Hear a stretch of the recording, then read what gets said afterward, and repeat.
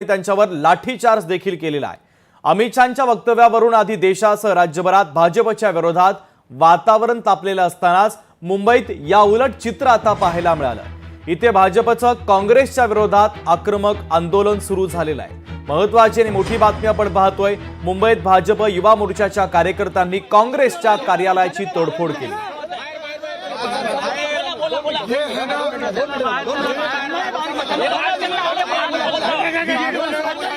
कानून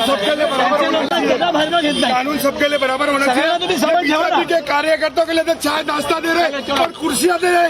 मैं खुद आंख से देखा यार, हमको खड़ा रहने को बोलते बाहर खड़े रहो, ये तरीका है।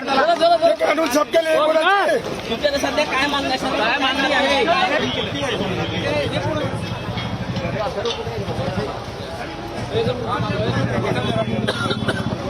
स्टेशनच्या बाहेर राडा झाला। दोन्ही गटाचे कार्यकर्ते या ठिकाणी होते, तर या राड्याची दृश्य देखील आपण पाहतोय। पोलीस या कार्यकर्त्यांना समजूत त्यांची काढण्याचा प्रयत्न करतायत। ही त्या ठिकाणची लाईव्ह दृश्य आपण पाहतोय। पोलिसांनी आता प्रवेशद्वार देखील बंद केल्याचं आपल्याला दृश्यांच्या माध्यमातून दिसतंय। काँग्रेसचे कार्यकर्ते आता आक्रमक झालेले आहेत।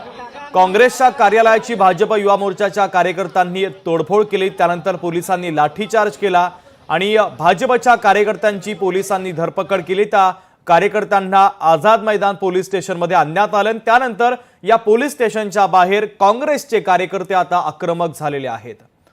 ही काही दृश्य देखील आपण पाहतोय। काँग्रेसच्या काही पदाधिकाऱ्यांच्या प्रतिक्रिया देखील समोर येतात।